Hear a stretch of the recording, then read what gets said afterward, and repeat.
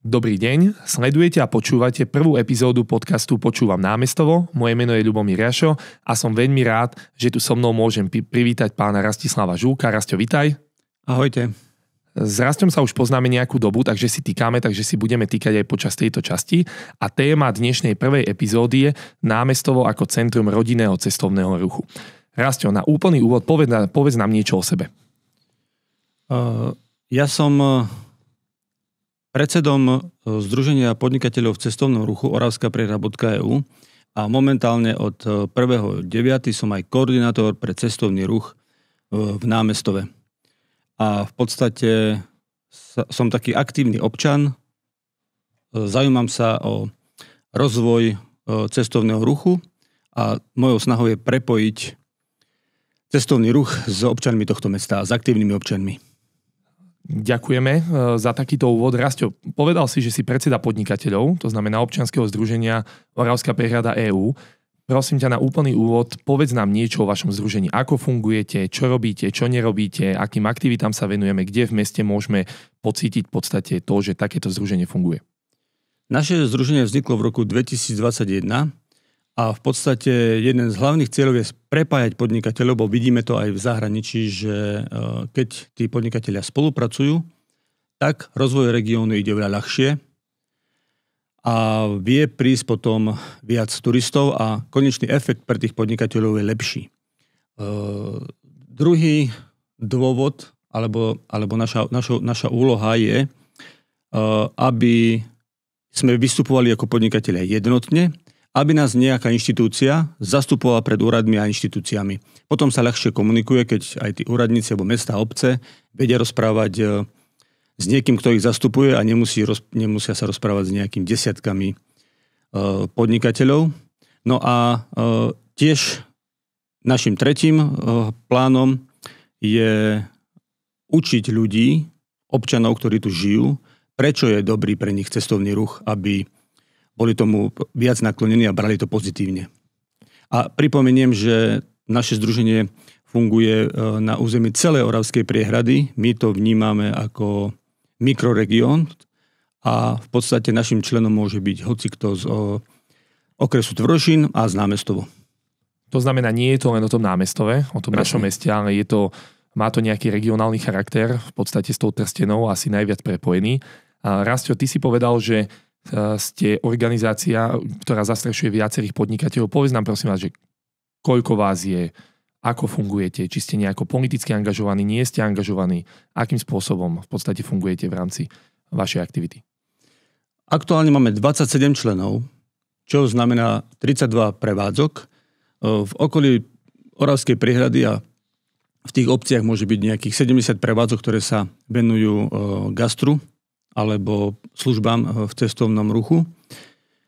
Sme striktne apolitická organizácia, lebo aj tí podnikatelia majú rôzne názory na politiku, takže my sa vlastne do politiky nemiešame.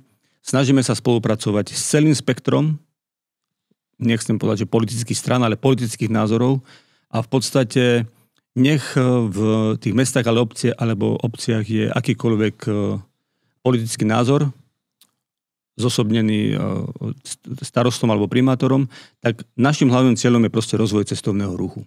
Viem si predstaviť, že musí to byť náročné. U nás v mestskom zastupiteľstve je nás 12 a máme problém sa dohodnúť a vás je 27, si povedal, takže to musí byť veľmi náročné zladiť. Je to tak, nie je to jednoduché, ale treba si dať cieľ. A ten cieľ je proste rozvoj. A to proste Dlho sa aj podnikatelia učili, že jedna prevádzka, nech je akokoľvek dobrá, alebo jedna atrakcia proste nedokáže prilákať toľko turistov ako celý región, ktorý je potom pre tých turistov oveľa zaujímavejší. A môžu tu straviť viac času a on sa potom už iba rozhodne, že kde sa ubytuje a aké atrakcie využije. Za mňa môžem povedať, že je veľmi dobré, že ste sa združili do takého združenia, pretože aj pre to mesto, aj pre tých poslancov v meste, aj pre tých regionálnych politikov môžeme povedať, že je úplne jednoduchšie jednať s vami ako s organizáciou, keď treba niečo riešiť, ako po tých jednotlivcoch. Presne tak. Rastio, dobre, posuňme sa trošku ďalej. Moja otázka znie, že na akých takých projektoch buď pracujete teraz ako občianske združenie, alebo či vôbec pracujete na nejakých projektoch a akým projektom ste sa venovali alebo ty osobne v minulosti? No, projektov je viacej. Plány sú smelé a nedokážeme robiť 1000 vecí, tak spomeniem, to je to, čo vlastne teraz je aktuálne na stole a čomu sa venujeme. V námestove, keď hovoríme o námestove, tak máme také najhorúcejšie projekty sú podpora projektu cyklotrasy okolo Oravskej priehrady. To je taký veľký projekt naprieč všetkými obcami, mestami. A čo sa týka priamo námestova, tak chceme pomôcť pánovi Kramarčíkovi, ktorý tu vybudoval detkov chodník od prvého kruháča od Jasenice až po Slovna v pumpu pri Jasenici. Určite to občania poznajú a aj my vnímame túto aktivitu pána Kramarčíka ako obdivuhodnú, že také niečo dokázal urobiť. Spojili sme sa s ním a pýtali sme sa ho, že ako by sme mu mohli pomôcť. A ten chodník nejakým spôsobom funguje, ľudia ho využívajú, ale nie je prepojený s mestom. Tak, aby ľudia mohli bezpečne proste z centra mesta sa na neho napojiť. A to sme si zobrali ako našu úlohu. Vytvoriť prepojenie detkovho chodníka s parkoviskom pri KOB jednote. Je to náročná úloha, lebo ten terén tam nebol vôbec pripravený. Častokrát bol zaplavovaný a teraz konečne po niekoľkých rokoch sa nám podarilo vyrovnať ten terén na šírku skoro 2 metrov. Akurát, že teraz je to taká hlinená cestička blatová, tak teraz čakáme na povolenie od vodohospodárov, aby sme tam mohli dosypať nejaký riečny štrk, vyrovnať ho a už vznikne plnohodnotný taký chodník prírodný a mesto na mesto bude potom prepojené s tým detkovým chodníkom a detkový chodník do budúcna plánujeme prepojiť s ostatnými chodníkmi aktivistov z dedín a takto by nám mohol postupne vzniknúť taký cykloraj Orava, to nazývam. Budeme sa ako združenie snažiť poprepájať rôznych aktivistov z rôznych obcí a ľudia potom budú môcť využívať obrovské kilometre cyklotras. Ten detkov chodník je krásna ukážka toho, že tá samospráva musí podporovať takéto občianske iniciatívy a takýchto občanov aktívnych, ktorí chcú niečo robiť, pretože aj ten pán Kramarčík so svojou rodinou, on tam venoval veľa úsilia, veľa času, finančných prostriedkov a aj ľudia okolo neho a naozaj to stalo veľa energie vybudovať niečo takéto, za čo mu treba veľmi pekne poďakovať, pretože naozaj je to skvelá vec, ja to využívam s mojimi deťmi, vždy sa veľmi tešia, ako na konci chodníka sa zastavia pri kolibe v Jasenici a pohrajú sa so zvieratkami, my si niečo zjeme. A je to veľká vec, že jednoducho mesto námestovo je prepojené takýmto spôsobom s Oravskou Jasenicou a myslím, že je to naozaj krásna ukážka toho, že musíme podporovať takéto občianske iniciatívy. V meste máme ďalšie takéto iniciatívy, napríklad Živý priestor, o tom bude samostatná téma na ďalších podcastoch, ale taktiež je to nádherná ukážka toho, že ten občiansky aktivizmus, tá aktivita občanov, združenie ľudí, komunita dokáže vybudovať veci a potom je na samospráve a na nás ľudí, ktorí to môžu ovplyvniť, aby sme ich naozaj podporili a týmto spôsobom im treba poďakovať. Druhá fáza, čo sa týka teraz toho prepojenia, aby bolo jasné, bavíme sa teda Rastio o prepojení od toho kruháča po to tempo? Presne tak. Keď ľudia, ak to trocha poznajú, tak pri podparkoviskom pri jednote je tzv. Bazén. To je bývalý vodno-lyžiarsky vlek a od jeho okraja po ten prvý kruháč od Jasenice nebolo to prepojenie. Takže teraz vlastne už je. V podstate, ak je dlhšie sucho, tak už teraz kľudne ľudia môžete prejsť až do Jasenice, tá diaľ, nemusíte sa báť. Boli sme, super, tak. Dá sa. Tak vidíte, a teraz vlastne treba to len dokončiť, tak už treba byť len troška trpezlivý, musíme na to zohnať peniaze. A tu si spomínal si to, že mestá a obce by mali podporovať tých aktivistov. Podpisujem to, súhlasím, ale tiež musím povedať, lebo už máme takú skúsenosť, že pre tie obce a mesta to je ťažké veľmi, lebo aktivisti častokrát robia tie diela s nejakou dohodou s vlastníkmi pozemkov a mestu nestačí taká ústna dohoda. môže peniaze investovať len vtedy, keď sú tie vzťahy vlastnícke úplne jasné. A o toto majú tie správy mestské ťažšie. A preto si myslím, že to je úloha aj nás ako občianskeho združenia, že kde my sa proste vieme dohodnúť medzi podnikateľmi, že to podporíme. Nie je k tomu zložitá nejaká agenda a môžeme takto výrazne pomôcť tomu aktivistovi. A potom to prepojenie toho mesta, napríklad nášho združenia a toho aktivistu je oveľa jednoduchšie. Určite samospráva má výrazne náročnejšie legislatívne rámce, v ktorých sa môže pohybovať, ale kde je vôľa, tam je cesta. To znamená, naozaj znova sa bavíme o tom, že tá spolupráca tej samosprávy, občanov, občianskych združení všade, kde funguje, tak prináša jednoducho efekt. O tom bez debaty, ktorý cítia všetci občania mesta.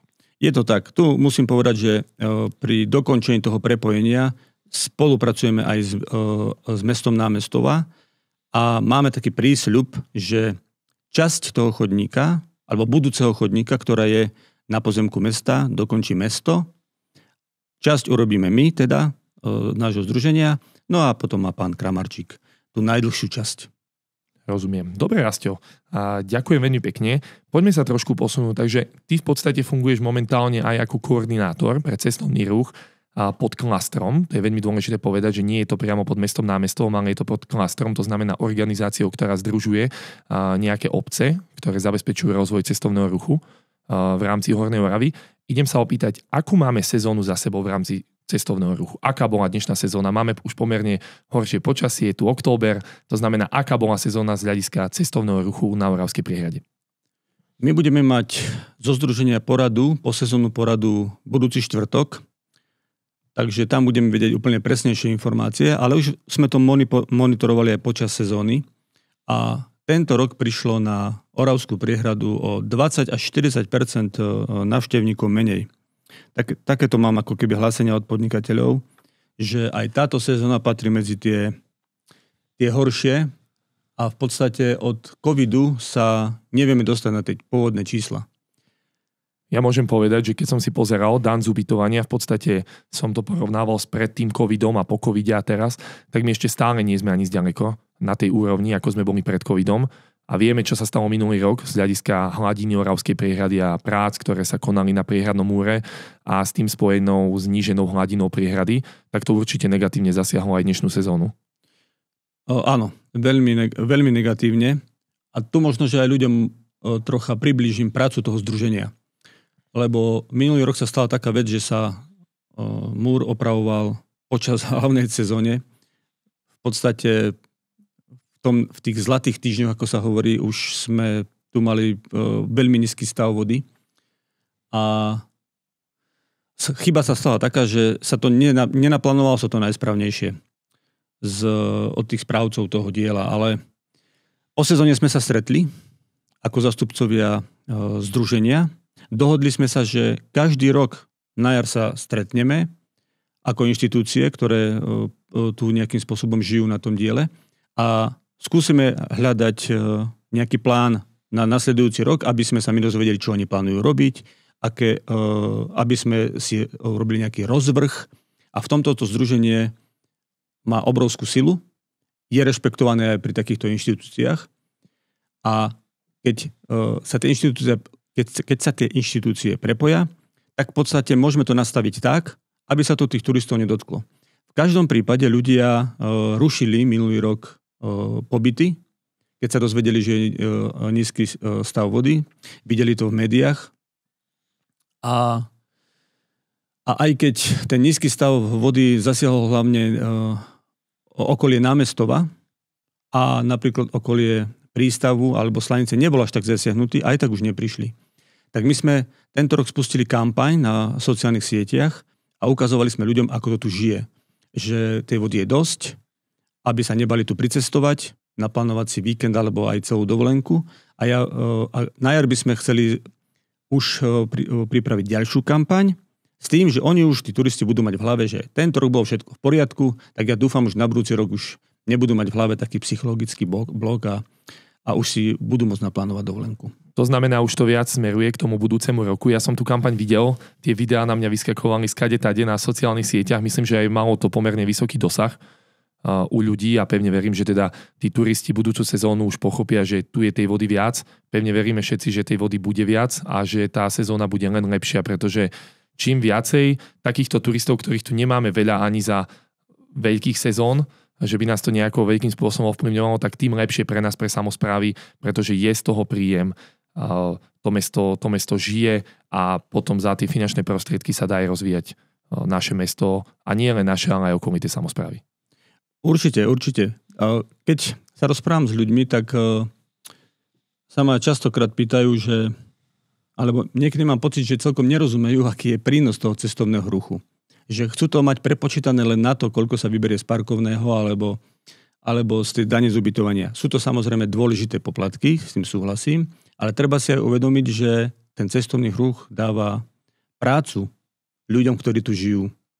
Hej, a služby ľuďom, ktorí tu žijú.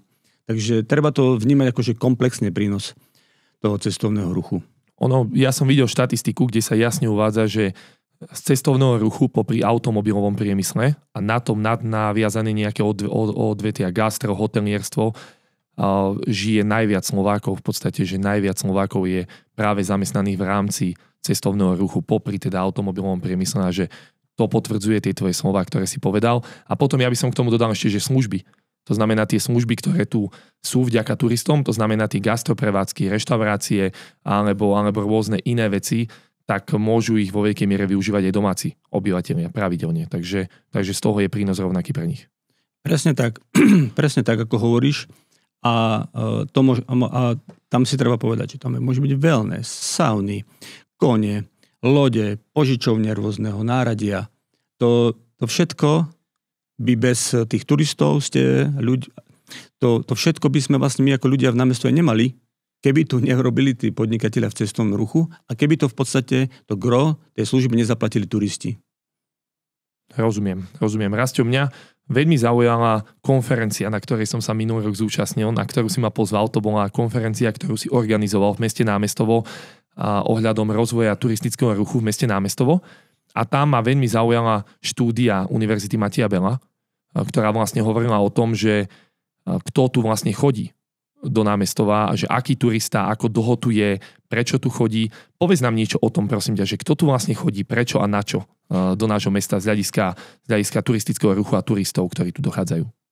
Pochválim sa, že vlastne minulý rok sme tu mali historicky prvú konferenciu cestovného ruchu v celej histórii ľudstva. Na dnes to poviem, prvýkrát sme to robili. To znie veľmi dôležito. Áno. Nerobil som to úplne sám, robil som to v spolupráci s mestom Námestovo a s Domom kultúry Námestovo, takže aj im za to ďakujem, že sa to podarilo pripraviť. A v podstate na tej konferencii nám profesorky z Univerzity Mateja Bela, profesorka Kristina Pompurová a profesorka Šimočková pripravili celú stratégiu rozvoja cestovného ruchu. Čítam to, mám to pred sebou a v rámci tej stratégie, ktorou sa môžeme potom v budúcnosti riadiť veľmi dobre, bola aj štúdia, taký výskum urobený, že ako nás vlastne občania vnímajú, kto navštevuje Oravu, poťaž Moravskú priehradu a čo môžeme vlastne urobiť pre budúcnosť, aby tu tých turistov chodilo viacej. No a v tom výskume, ja to tak skrátim, keď niekto bude mať záujem, tak potom môžem to poslať, alebo na stránkach klastra je celá tá stratégia zverejnená. Teraz hromadne ťa budú ľudia z Námestova kontaktovať. Jasné. Tak ja poviem len také zaujímavosti, že keď sa na Slovensku povie Orava, tak pre ľudí to znamená niečo zelené, príroda a hlavne Oravský hrad, Oravská priehrada.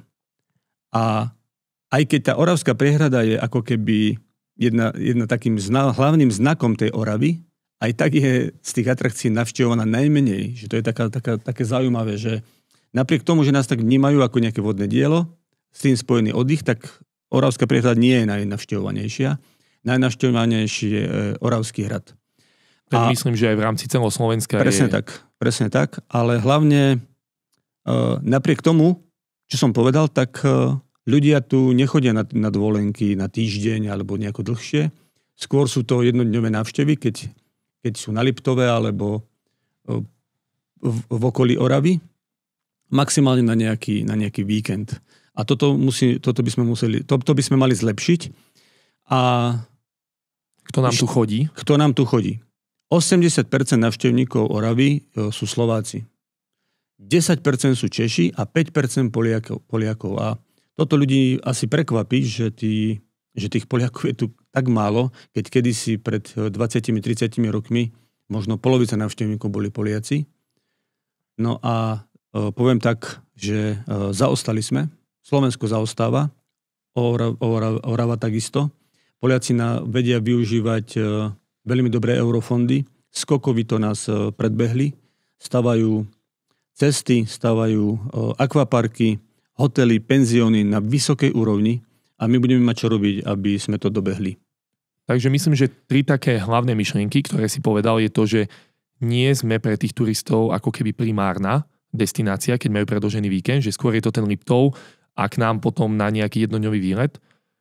Potom druhá myšlienka je tá, že nie Poliaci, ale hlavne Slováci tu teda chodia, z tých ľudí, ktorí tu chodia. To je tiež niečo, čo sa zmenilo za posledné roky. A určite to súvisí s tým, ako si povedal, s tým Poľskom, že oni tie služby už dnes majú na úplne inej úrovni ako kedysi. No a tretia rovina toho všetkého je asi tá je najviac na zamyslenie, že Oravu jednoducho ľudia poznajú z hľadiska Oravskej priehrady a Oravského hradu. A Oravský hrad je jedna z najnavštevovanejších destinácií v rámci Slovenska a Oravská priehrada výrazným spôsobom zaostáva. Takže to je asi zamyslenie pre nás všetkých, že s tým treba niečo robiť a že ten potenciál je tu obrovský, len na tom jednoducho treba začať robiť.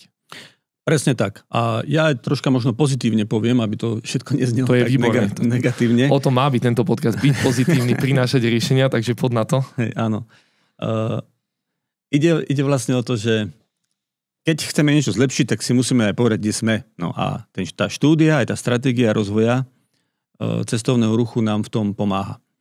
A to, že tá Orava alebo Oravská priehrada nie je tak navštevovaná, môže byť práve preto atraktívna. Lebo ľudia nemusia čakať na tých chodníkoch preplnených, môžu si oddychnúť vo voľnej, neporušenej prírode. A keď sa aj rozprávam s poľskými turistami, alebo chodievam na také veľtrhy alebo výstavy, a toto sa im veľmi páči, hlavne tým mestským ľuďom. A ja im vždy hovorím, že pozrite sa, Orava to je región, kde na 40 km štvorcových máte všetko. Horskú turistiku, pešiu turistiku, najväčšie vodné jazero na Slovensku, najkrajší hrad na Slovensku. Lyžovanie. Máte tam to isté, čo v Zakopanom, ale o 50% ľudí menej. Tak väčšina ľudí povie, wow, že to je super, to by som rád videl. A my už týmto musíme len nejako približiť nejakým marketingom. To znamená, aj s tým sa dá robiť. Ako si povedal, že práve že otočiť presne tú stratégiu na tom, že nestávať si na tej masovosti, ale možno na tom práve, že áno, že úniku z tých veľkých miest, odkiaľ sú tí ľudia a stávať na kvalite tej služby a nie na tej masovosti. Presne. Dobre, Rasťo, posuňme sa ďalej. Ty si na úvod povedal, a to chcem, aby bola hlavná téma tohto podcastu a čo si majú ľudia odniesť. Ty si spomenul cyklotrasu. Cyklotrasa okolo Oravskej priehrady, určite sa zhodneme na tom, že je najväčší projekt v rámci asi hornooravského regiónu popri Námestovskom moste, o ktorom sa dlhodobo hovorí, ale stále ako keby nie je zrealizovaný. Máme ľudí, ktorí tomu veria, fandia a pevne veria, že to teda bude zrealizované, ale máme aj mnoho skeptikov a úplne oprávnené, pretože už o tom počúvame veľmi dlho. Pre mňa je veľmi dôležité, že ty patríš medzi úzky kruh ľudí, ktorí sa tomu aktívne venuje, aj v rámci vášho združenia. Rasťo, prosím ťa, približ nám teraz, že v akom stave je tento projekt. Pretože veľa o ňom počúvame, sú to také ústrižky, ale pomenuj nám vlastne, že o čo ide v tom projekte, ako sme na tom, či sa to skladá z jednotlivých fáz, alebo je to celé ako sumár opatrení. Povedz nám jednoducho o našej vysnívanej cyklotrase okolo Oravskej priehrady. Naše združenie je, dúfam, že je z jedných najaktívnejších podporovateľov tohto diela, lebo to môže absolútne zmeniť život podnikateľov, môže predĺžiť sezónu, keďže vlastne viete, bicyklovať sa dá od jary do jesene neskorej, keď je pekné počasie. A dokonca máme už aj také plány, návrhy, že by vlastne na tej cyklotrase v zime mohli byť chodníky pre bežkárov. A v súvislosti s tým, ja naozaj som často pri tých jednaniach, alebo tie informácie mám z prvej ruky, ale musím povedať, že hlavným ťahuňom tej výstavby alebo prípravy výstavby je klaster Orava na čele s Marošom Badaňom. Tak týmto chcem ho aj pochváliť, aj stále ho vyzdvihovať, lebo to jeho nadšenie a je obdivuhodné, že prečo to robí, lebo je z Dolného Kubína a aj tak sa angažuje pre Hornú Oravu, takže ja za to ďakujem.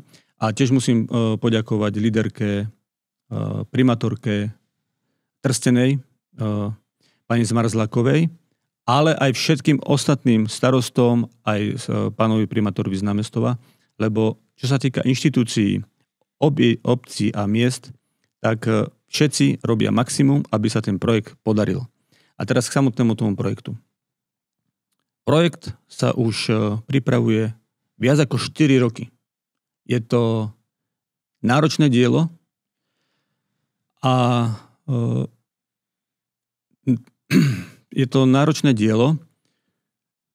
bude mať 51 kilometrov a momentálne je v prípravnej fáze. Aby sa uľahčil ten proces prípravy, tak je rozdelený na 4 fázy. Prvá fáza je výstavba chodníka, ktorý má okolo 16 kilometrov a je od mostu Námestovo po Bobrov hranicu. Druhá fáza je od mostu Námestovo po múr priehradný a tretia je od priehradného múra zase po hranicu Poľsku a štvrtú fázu si robia samostatne Poliaci. Ty už predpokladám, že majú svoju 4. fázu zrealizovanú. Robia si s nás vtipy, že keď my začneme a keď budeme asfaltovať pri Bobrove, tak oni začnú robiť papiere.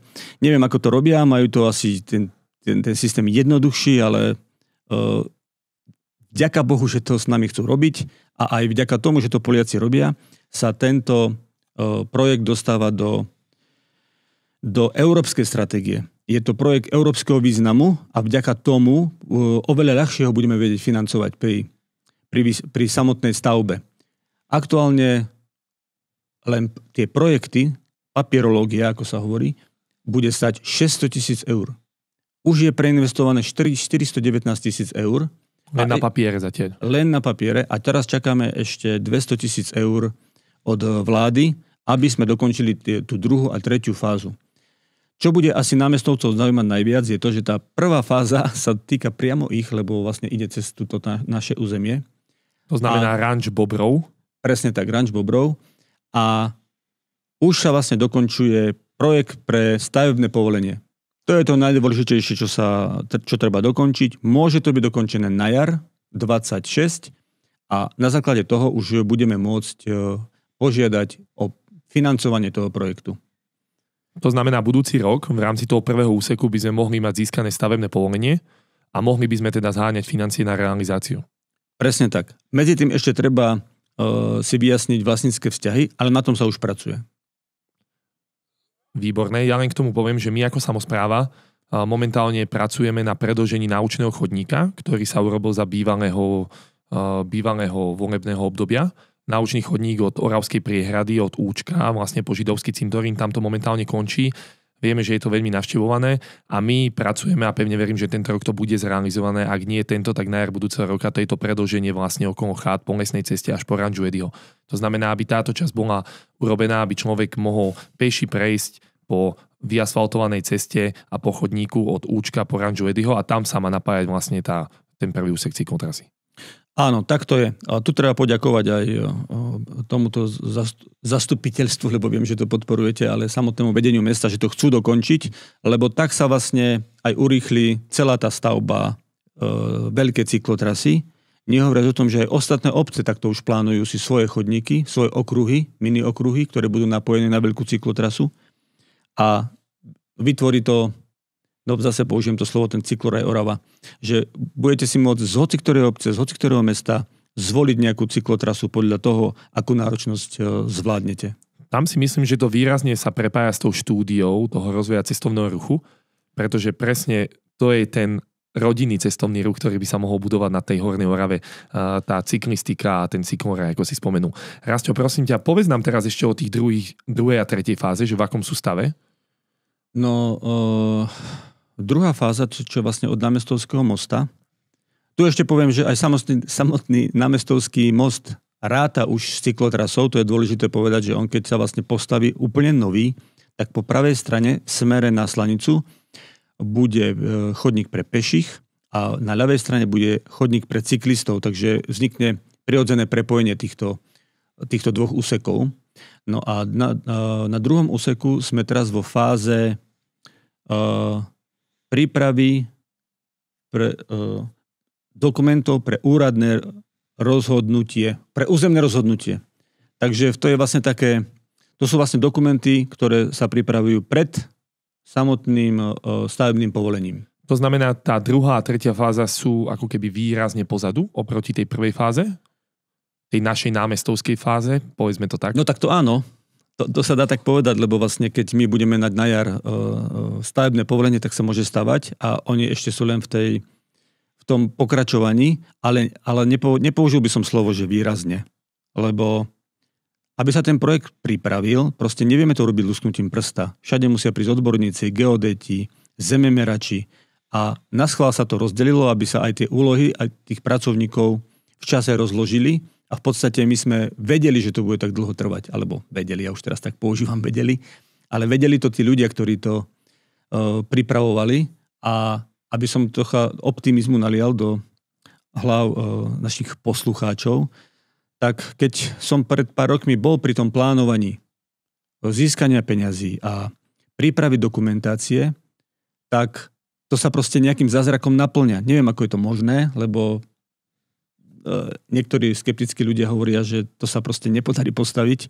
Neviem, čo by hovorili pred 4 rokmi, keď niekto ešte len na papieri kreslil prvé mapky, hej, alebo keď ochranári a aj s Igorom Janskulíkom jeho kolegovia prechádzali len na štvorkolkách tú trasu, či sa vôbec dá prejsť.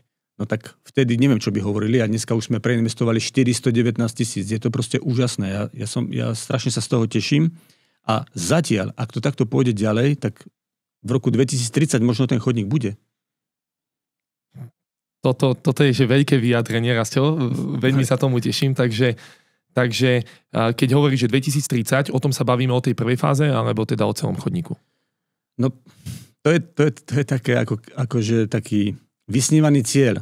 No, keď sa bude môcť stavať prvý úsek v roku 27, to je to námestovský, druhý úsek, on v podstate ako keby treba ho opraviť, no tak možno, že v roku 28, 29 sa postaví ten druhý, no a tretí, ja som optimista v tomto. Určite sa to podarí, všetko sa darí, každá vláda je tomu naklonená. Hviezdy sú naklonené.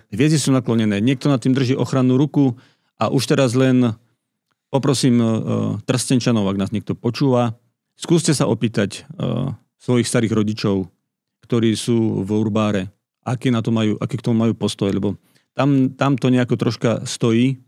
Ja viem, že to proste nie je jednoduché naplánovať nejaké trasy, ale žiadam proste o pomoc.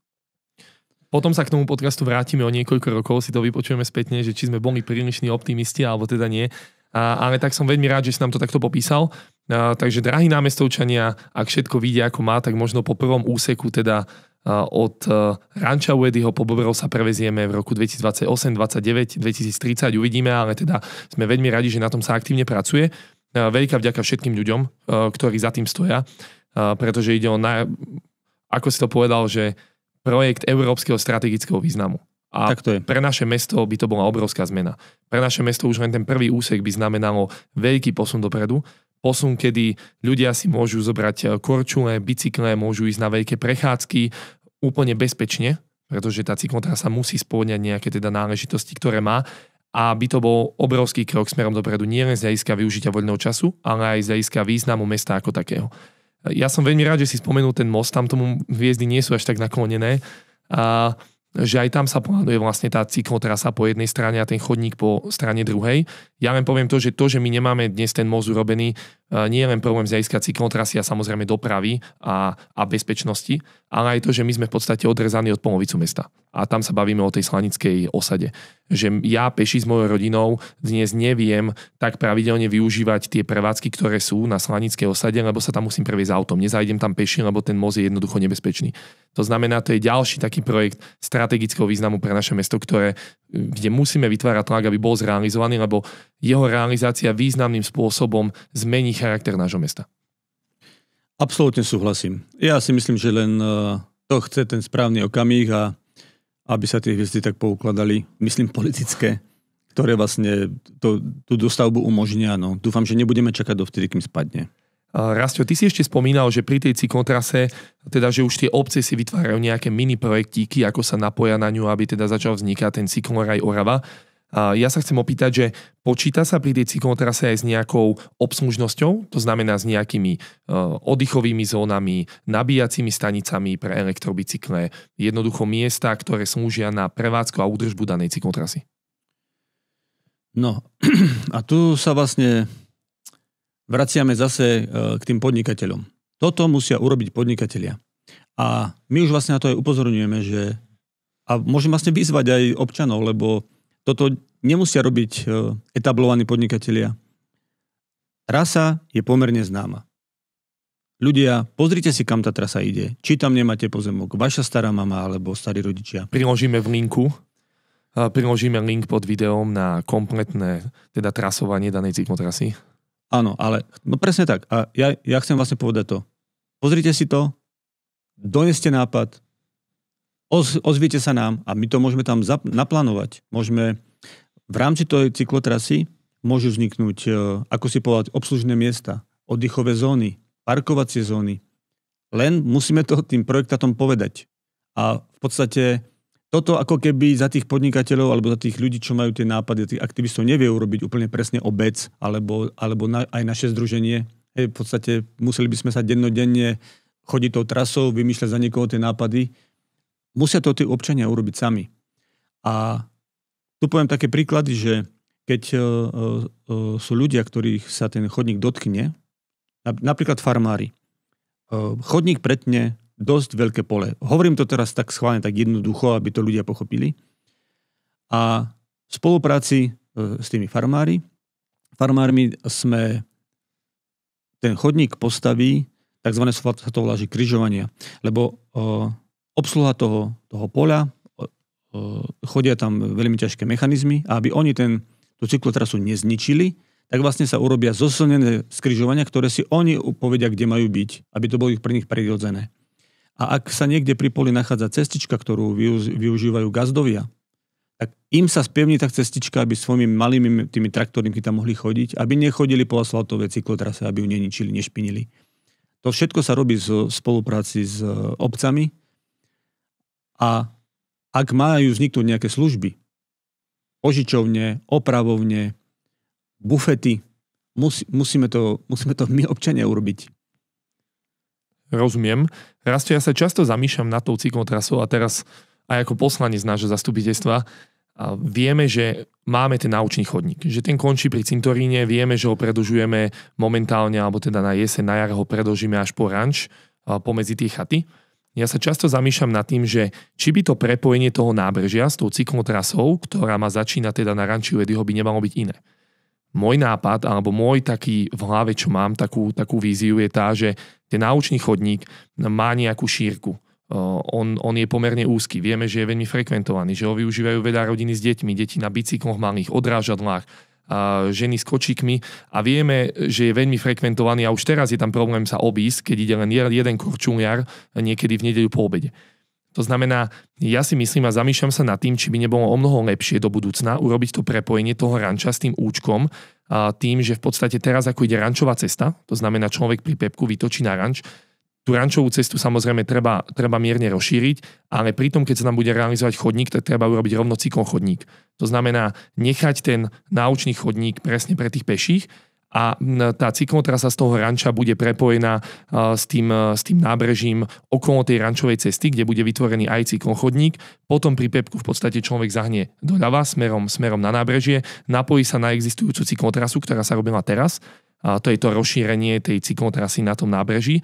A v podstate kto chce, zahne do účka, dať si zmrzlinu, pizzu alebo len tak si oddychnúť. Ak to jednoducho nechce pokračovať ďalej, tak bude môcť pokračovať na moste ďalej po zrekonštruovanom moste jedného dňa cyklotrase ďalej. Pretože vieme, že cyklotrasa to nie je len tak, že to je športovisko, tam tie bicykle chodia určitou rýchlosťou a myslím, že by to bolo ďaleko lepšie a predišli by sme mnohým kolízným situáciám.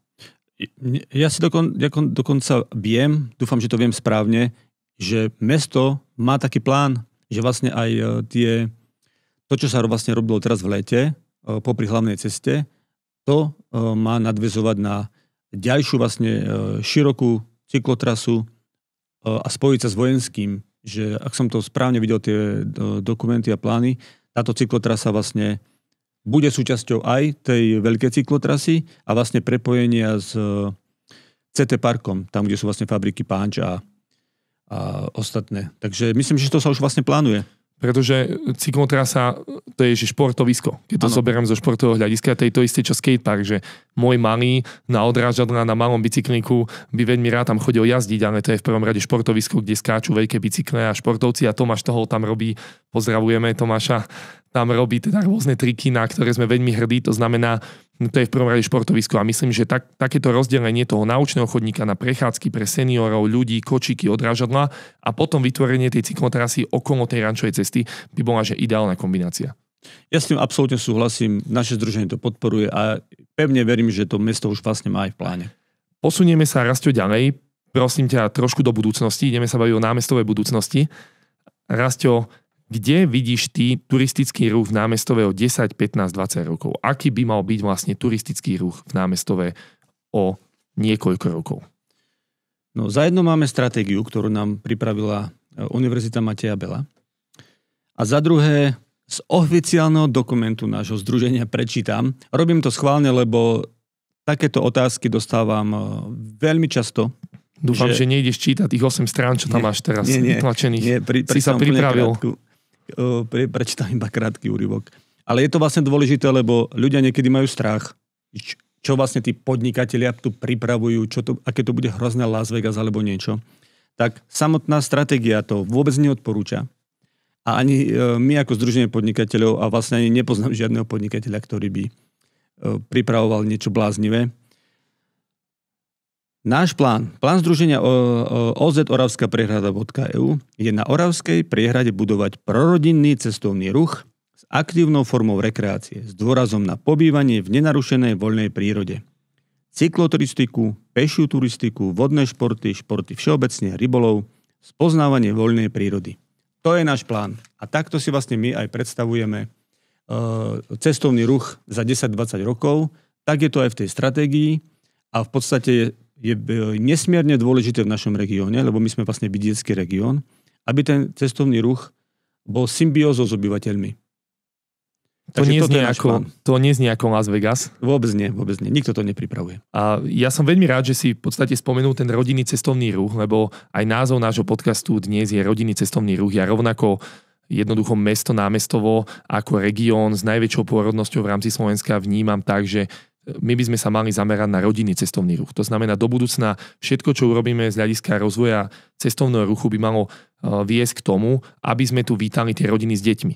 Inými slovami, máme predĺžený víkend, máme rodinu v Bratislave s 2-3 deťmi a ich prvá voľba musí byť Námestovo, lebo vedia, že tam majú 2-3 dní čo robiť a vedia, že je to skvelé miesto pre víkend s rodinou. Absolútne súhlasím. A keď ľudia navštevujú prevádzky, tak oni to vlastne už musia vidieť. Veď máme tu jednu z najväčších detských zieb, Kinderland.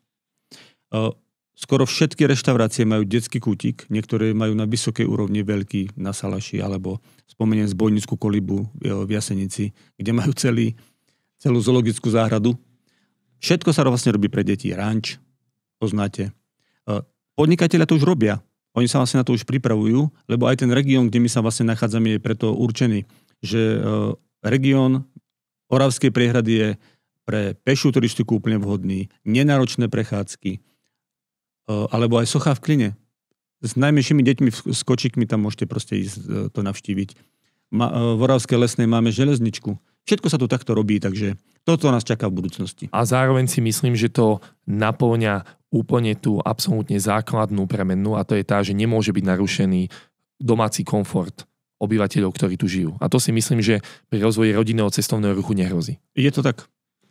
Rastio, chcem sa ťa opýtať takú otázku, že ty ako teda koordinátor pre cestovný ruch, keby si mal vybrať taký jeden projekt, aj keď ja stále hovorím, že jeden projekt nespasí naše mesto, žiadny projekt, Ale keby si mal vybrať taký jeden projekt alebo jeden projekt mohol zrealizovať, tak čo by to bolo? Kde vidíš taký pekný projekt? Môže to byť menší, väčší projekt z hľadiska, nebavme sa o športe, nebavme sa o nejakej štúdii nábrežia, naozaj taký projekt z hľadiska cestovného ruchu, čo si ty myslíš, že bol by prínosný pre naše mesto? No nemám jeden. Poviem tri rýchle. Dobre. Super by bolo, keby sa tu postavil nejaký veľký hotel s nejakým veľmi kvalitným wellnessom. Lebo taký hotel dokáže ubytovať 300, 400, 500 ľudí. To by nám ako veľmi pomohlo, lebo popri tom hoteli by sa rozvíjali ďalšie služby. To by bolo skvelé. Skvelé by bolo, keby sa podarila napríklad lanovka na Magurku. To by bolo veľmi vyhľadávaná atrakcia. A máme tu aj projekt takých nadrozmerných svoch okolo cyklotrasy, ktoré by vlastne vytvorili také malé destinácie, také ciele pre tých turistov, že kam chcú ísť. A toto by za mňa toto, keby sme do budúcna mohli robiť, tak by to bolo skvelé. A ešte skvelý nápad je napríklad kongresové centrum. Kongresové centrum je podľa mňa strašne dobrý nápad, lebo na kongresy sa chodí mimo hlavnej sezóny a nám tu vlastne chýba tá zimná sezóna na Oravskej priehrade, že vlastne tých turistov tu máme málo, to by sa tým vykrylo. To znamená, to je niečo, čo by nadväzovalo na tie 2-3 mesiace teplného počasia, ktoré máme. Presne. A to je niečo, čo by mohlo vítať tých ľudí alebo tých návštevníkov aj teda v tých zimnejších mesiacoch. Čo sa týka hotela, tam asi by musel prísť súkromný investor. Jasné, to mesto stavať nebude. No a lanovka určite je zaujímavá, ale také nápady sme tu už mali. Hej. Takže za mňa úplne projekt, ktorý si myslím, že by spĺňal všetky charakteristiky rodinného cestovného ruchu do budúcna, a mne v Námestove chýba výhliadková väža. Poviem otvorene, výhliadková väža niekde na Vahanove alebo na Čerchnoch. Námestovo je kopcovité mesto, to znamená je mesto, ktoré je stavané od priehrady smerom nahor a myslím, že takáto výhliadková väža by bola obrovským prínosom pre naše mesto. Prínosom z hľadiska definície nášho mesta, mohlo by sa to stať miernym takým symbolom nášho mesta. Rovnako si viem pri tej výhľadkovej väži predstaviť aj nejakú oddychovú zónu, spojenou s nejakou 30-40 minútovou prechádzkou. To znamená, naozaj tie rodiny s deťmi, tá rodina cez víkend by tam išla, oddychla by si, pozreli by si krásny výhľad nášho mesta a myslím, že by to aj tí turisti privítali do veľkej miery, lebo znova by to bolo niečo zaujímavé, čo definuje naše mesto. Toto sme mali dávno mať. Výhľadkové veži, to podľa mňa nie je ani finančne náročný projekt. Občania sa do toho vedia zapojiť. Som rád, že to proste navrhuješ, viem, že si poslanec. A takýchto veží by sme mohli mať pokojne niekoľko. Lebo vlastne vždy to ako aj pri tých sochách, čo som spomínal, vytvorí taký cieľ tej prechádzky, nedeľnej alebo pre tých turistov. Skvelá vec. Ono s tou výhľadkovou väžou potom sa spája množstvo podujatí a akcií, ktoré by sa tam mohli konať, nejaké výstupy, nejaké poobedné pikniky, komunitné a rôzne iné aktivity. To znamená, ja si to viem predstaviť a mne to v našom meste chýba, lebo máme tu nábrežie, ktoré dobre, mnoho ľudí kritizuje, ako vyzerá, ale ja tam trávim veľa voľného času a je to obrovský prínos pre naše mesto a to je to, čo definuje naše mesto. Ale niekedy človek s tými deťmi alebo s tou kamarátkou, priateľmi, manželkou by chcel ísť niekde do prírody, trošku sa prejsť.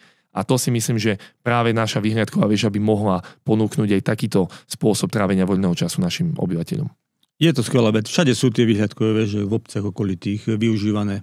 A dokonca už existujú, sám to robím, že pozriem si, kde je tá výhľadková väža v inej obci a idem tam. Ono, v minulosti boli nejaké návrhy ohľadom výhľadkovej väže v Námestove.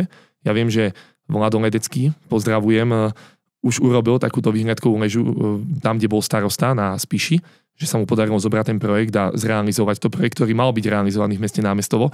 To znamená, to sú jasné indikácie, že je to možné, len znova, kde je vôľa, tam je cesta. To znamená, za mňa treba ísť za to a bolo by to úplne perfektné, keby sme takúto výhľadkovú väžu mali. Rasťo, úplne na záver, ako každému hostovi, tak aj tebe, dám 30 sekúnd na to, aby si povedal v podstate, že čo chceš. To je tvojich 30 sekúnd, prosím ťa, pošli nejaký odkaz, prianie, poďakovanie, výzvu, naozaj čokoľvek, čo uznáš za vhodné, máš 30 sekúnd. 30 sekúnd je celý svet, ako ty hovoríš niekedy, takže tu je tvojich 30 sekúnd slávy, povedz si, čo chceš a týmto teda zakončíme. Ďakujem. Ja ďakujem za toto pozvanie. Ďakujem, že môžem približovať plány združenia a cestovný ruch občanom. A ja by som bol rád, keby sme sa naučili vážiť si prácu každého človeka. Aj toho, čo robí vo fabrike, aj toho, čo pracuje na stavbe, ale aj toho, čo varí v reštaurácii alebo nám v kaviarni donesie kávu. A chcel by som, aby sme sa spoločne s občanmi naučili spolupracovať, lebo tak môžeme vytvoriť krajšie prostredie, v ktorom žijeme. A aj chcel by som vyzvať ľudí, aby sa zapojili aj do toho procesu výstavby cyklotrasy, aby prišli za nami s nejakými nápadmi na podnikanie, lebo na toto združenie je a my to podporujeme. A pripomínam ľuďom, že tam, kde chodia turisti, sú ľudia v tom mieste bydliska šťastnejší, lebo turisti majú dobrú náladu, tu prenášajú na domácich, mesto sa snaží byť čistejšie, aby sa tam tí ľudia cítili dobre a všeobecne budeme mať vyšší pocit šťastia, že žijeme v takom krásnom meste a hrdosť sa zvyšuje. Som čítal, že sa zvyšuje hrdosť na svoj región. Ďakujeme veľmi pekne, Rastio, ďakujem veľmi pekne, že si prijal toto pozvanie a divákom ďakujem za pozornosť. Počúvali ste Námestovo. Dovidenia.